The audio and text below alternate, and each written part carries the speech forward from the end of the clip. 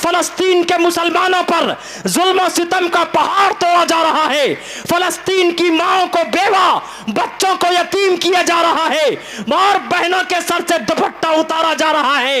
یاد رکھو عمر ابن خطاب نے جب فلسطین کو فتح کیا تھا اس وقت کوئی قتل نہیں تھا، کوئی۔ امام اعظم ابو حنیفہ نے فرمایا بغل میں موم بتی کی دکان ہے، موم بتی خرید لو۔ موم بتی خرید لی، کہا جلاؤ، جلا دی گئی۔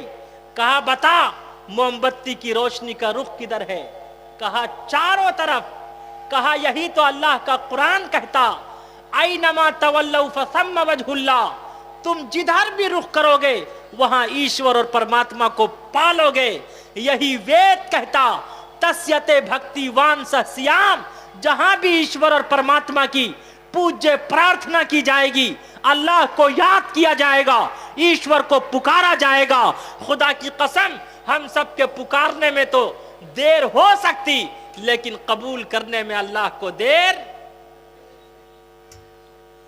کہا اے ملا جی اگر ایشور اور پرماتما کا وجود ہے، ایشور اور پرماتما سے پہلے کچھ نہیں تھا، ایشور اور پرماتما کا قبلہ و کعبہ بھی ہے، اس کا رخ بھی ہے، تو یہ بتاؤ کہ ایشور اور پرماتما ابھی کیا کر رہا ہے؟ کیا کیا؟ چوتھا سوال، اللہ ابھی، ارے بولو، اللہ ابھی کیا کر رہا ہے؟ سیدنا امام اعظم ابو حنیفہ نے فرمایا، بڑے اچھے انداز میں، چھوٹے انداز میں امام ابو حنیفہ نے ان کا آپریشن کیا۔ امام ابو حنیفہ نے فرمایا میں نے تمام پرشن کا جواب، تمام کوشچن کا اتر میں نے کرسی سے نیچے بیٹھ کر دے دیا، لیکن اس چوتھے کوشچن کا اتر ایسے نہیں دوں گا۔ کہا کیسے دو گے؟ کہا تجھے کرسی سے نیچے اترنا پڑے گا، میں کرسی پر بیٹھوں گا تب اس چوتھے کوشچن کا اتر دوں گا۔ کہا ٹھیک ہے میں چیئر سے نیچے آ جاتا ہوں، تم چیئر پہ آ جاؤ، لیکن تجھے اس چوتھے کوشچن کا اتر دینا پڑے گا۔ اس دہریہ نے کہا تجھے اس چوتھے سوال کا جواب دینا پڑے گا۔ تب امام اعظم ابو حنیفہ نے فرمایا ٹھیک ہے۔ اب دیکھیے وہ دہریہ کرسی سے نیچے اتر رہا ہے، امام اعظم ابو حنیفہ کرسی پر بیٹھ رہے ہیں، اور چوتھا کوشچن کیا ہے؟ بولو آگے سے پیچھے تک، ارے چوتھا کوشچن کیا ہے؟ اللہ ابھی کیا کر رہا ہے؟ امام اعظم ابو حنیفہ نے فرمایا ارے خدا یہی تو کرتا ہے، خدا ابھی تجھے کرسی سے نیچے اتار رہا ہے اور مجھے کرسی پر بیٹھا رہا ہے۔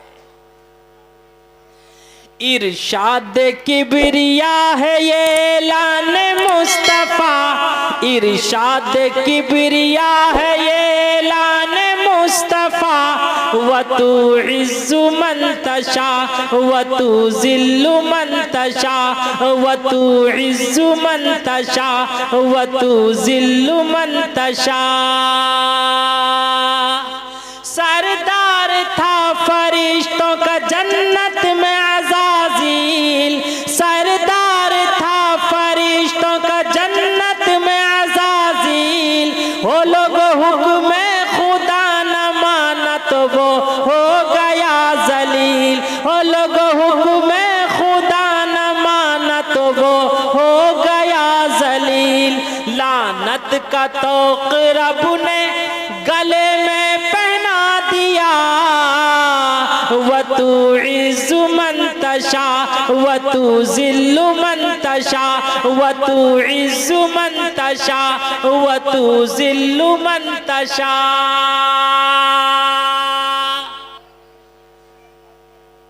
یاد رکھو اللہ جسے چاہتا ہے عزت دیتا ہے، جسے چاہتا ہے ذلت دیتا ہے۔ اس روئے زمین پر فرعون بھی آیا تھا، اسے بھی بہت غرور تھا، بہت اکڑ تھا، بہت تکبر تھا، بڑی انانیت تھی، وہ دندناتا پھرتا تھا، قرآن کریم میں صرف ایک ایسے بادشاہ کا تذکرہ گزرا جس کا نام فرعون تھا. اس فرعون نے رب ہونے کا دعویٰ کر دیا تھا. انا ربکم الاعلی، آئی ایم سپر پاور، کہ مجھ سے بڑی کسی کی طاقت و قوت نہیں ہے. لیکن اللہ نے جب اس سے اپنا انتقام لیا، اللہ جب انتقام لینے پر آتا ہے، خدا کی قسم اسے دھرتی میں ملیا میٹ کر دیتا، پیوندے خاک کر دیتا ہے، تہس نہس کر دیتا، اس کا کوئی پرسان حال نہیں ہوتا. اللہ رب العزت والجلال نے اس کی لاش کو ساری انسانیت کے لیے، پوری دنیا کے لیے، سارے سنسار کے لیے اللہ نے اس کی لاش کو عبرت بنا دیا. اس کی لاش کو نہ زمین نے قبول کیا، نہ آسمان نے قبول کیا، نہ ہواؤں نے قبول کیا، نہ فضاؤں نے قبول کیا. آج بھی مصر میں اس کی لاش ایک صندوق میں رکھی ہوئی ہے. سارے سنسار کے لیے اللہ نے اس کی لاش کو، اس کے جنازے کو، اللہ رب العزت والجلال نے اس کی لاش کو عبرت بنا دیا. نمرود کا نام آپ لوگوں نے سنا ہوگا، سنا ہے. نمرود نے بہت امرود کھایا تھا. امرود کی یہ خاصیت ہے، وہ خود تو ہضم نہیں ہوتا لیکن دوسرے کے لیے ہجمولا اور پاچک بن جاتا ہے. جب واش روم جاتے ہیں، بیت الخلا جاتے ہوں گے، تب وہاں اس کا سارا کرشمہ دیکھتے ہوں گے. لیکن ایک لنگڑا مچھر ناک میں گھسا، دماغ میں جا کر چپک گیا. جو لنگڑا ہوتا ہے وہ بڑا چالو ہوتا ہے. نمرود نے اطباء کو بلایا، حکما کو بلایا، ڈاکٹرز کو بلایا، کہا میرا علاج کرو، میرے لیے کوئی دوا تشخیص کرو. حکیم صاحب نے کہا، ڈاکٹر نے کہا، بادشاہ سلامت جان معاف کرنی پڑے گی، خون معاف کرنا پڑے گا. کہا جا، میں نے تیری جان بھی معاف کر دی، میں نے تیرا خون بھی معاف کر دیا، جلدی میرا علاج کر. کہا بادشاہ سلامت تھپ تھپانا پڑے گا. کیا کرنا پڑے گا؟ ارے بولو آگے سے پیچھے تک. کیا کرنا پڑے گا؟ کہا تھپ تھپانا پڑے گا. کہا کس چیز سے؟ کہا چپل سے. کس چیز سے؟ ارے بولو آگے سے پیچھے تک. کس چیز سے؟ اس وقت پلاسٹک اور ربڑ کی چپل نہیں چلتی تھی. گاندھی جی کا فوٹو آپ نے دیکھا ہوگا. گاندھی جی کے پیر میں کون سی چپل ہے؟ لکڑی کی چپل. اسے کیا کہتے ہیں ادھر؟ کھڑام. اسے کہتے ہیں کھڑام. کہا اس سے تھپ تھپانا پڑے گا. اب جب کھڑام سے تھپ تھپایا جاتا تو وہ کھڑام بولتا کھڑا کھڑا کھڑا کھڑا. اتنا تھپ تھپایا گیا، اتنا تھپ تھپایا گیا، اتنا تھپ تھپایا گیا کہ اس نے تڑپ تڑپ کر دم توڑ دیا. اس کا کوئی پرسان حال نہ ہوا. اللہ نے دکھا دیا میں نے حکومت تجھے دی ہے، پاور اپنے پاس رکھا ہے، سلطنت تجھے دی ہے، طاقت و قوت اپنے پاس رکھا ہے. یہیں پر رک کر میں ساری دنیا کو یہ باور کرا دینا چاہتا، آج فلسطین کے مسلمانوں پر ظلم و ستم کا پہاڑ توڑا جا رہا ہے. فلسطین کی ماؤں کو بیوہ، بچوں کو یتیم کیا جا رہا ہے، اور بہنوں کے سر سے دوپٹہ اتارا جا رہا ہے. یاد رکھو عمر ابن خطاب نے جب فلسطین کو فتح کیا تھا، اس وقت کوئی قتل نہیں تھا، کوئی ہنگامہ نہیں تھا، کوئی بم نہیں تھا، کوئی بارود نہیں تھا. عمر ابن خطاب اونٹنی پر سوار ہو کر پہنچے تھے. جب بیت المقدس کے قریب پہنچے تھے، اس خچر پر بیٹھنے کی باری عمر ابن خطاب کی نہیں تھی بلکہ ان کے غلام کی تھی، ان کے سچے بھگت کی تھی، ان کے نوکر کی تھی. اور کالی کملی والے مصطفیٰ محمد الرسول اللہ صلی اللہ علیہ وسلم کے وہ سچے متوالے، سچے عاشق، امیر المومنین، خلیفۃ المسلمین، قاتل المشرکین والزندیقین سیدنا فاروق اعظم رضی اللہ تعالی عنہ اونٹ کی نکیل پکڑ کر پیدل چل رہے تھے، لیکن غلام خچر پر سوار تھا. اس کے باوجود بڑے پیار اور محبت کے ساتھ وہاں کے یہودیوں نے पादरियों ने फलस्तीन मस्जिद अक्सा की चाबी, मस्जिद अक्सा की कुंजी उमर इब्न खत्ताब के हाथ में दे दी थी, इसलिए कि वो सारी निशानियां पाई जा रही थी कि इसको फतह करने के लिए खलीफे दोम आएगा, उसका नाम उमर इब्न खत्ताब होगा। वो खच्चर पर सवार नहीं होगा बल्कि उसका गुलाम खच्चर पर सवार होगा, वो ऊंट की नकील पकड़ कर आएगा। और उस वक्त जब कुंजी दी गई, चाबी दी गई, जब बैतुल मक़दिस को फतह किया गया, फलस्तीन को फतह किया गया, उस वक्त उमर इब्न खत्ताब ने तमाम यहूदियों को, तमाम नसरानियों को, उमर इब्न खत्ताब रज़ी अल्लाह ताला अन्हु ने यह कहा था, तुम भी प्यार मोहब्बत के साथ रहना चाहते हो, रह सकते हो, इसमें कोई किसी किस्म की कोई परेशानी, कोई दुश्वारी नहीं होगी। लेकिन खुदा की कसम, उसके बाद उन लोगों ने मुसलमानों पर जुल्म और सितम का पहाड़ तोड़ना शुरू कर दिया।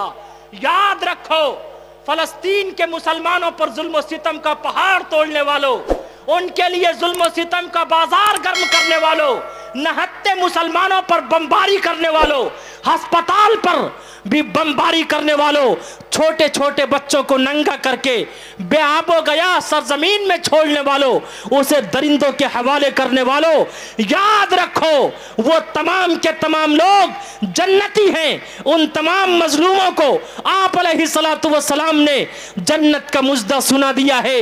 जैसे ही उनकी रूह परवाज होती, खुदा की कसम उनके लिए जन्नत के फरिश्ते मुंतजिर होते हैं, उन्हें जन्नत का लुक्मा खिलाने के लिए, जन्नत की नेमतों से नवाजने के लिए। तुम अपनी फिक्र करो, इसलिए कि तुम तो अंबिया के कातिल हो। जब तुमने अपने अंबिया तक को नहीं छोड़ा, तुमने अपने नबियों को कत्ल कर दिया, तो मुसलमानों की, इंसानियत की तुम्हारे सामने क्या कदर व कीमत है। याद रखो, God small grains सुलो but sure, अल्लाह की लाठी में आवाज नहीं होती, अल्लाह के यहाँ देर है पर अंधेर नहीं है, जुल्म का सिक्का ज्यादा नहीं चला करता है। फिरऔन हामान ने अपना सिक्का खूब जमाया था, फिरऔन हामान ने अपना सिक्का खूब जमाया था, रुस्तम और सोहराब ने अपना दमखम खूब दिखाया था, रुस्तम और सोहराब ने अपना दमखम खूब दिखाया था। बनवाई शादाद ने जन्नत फिर भी देख न पाया था, बनवाई शादाद ने जन्नत फिर भी देख न पाया था। आज कहाँ सुल्तानी है, आज कहाँ सुल्तानी है, उनकी सिर्फ कहानी है। पूरब पश्चिम उत्तर दक्षिण क्या खुशकी क्या पानी है, सिर्फ खुदा की जात रहेगी, सारी दुनिया फानी है, सारी दुनिया फानी है। जनाब मुहम्मदुर रसूलुल्लाह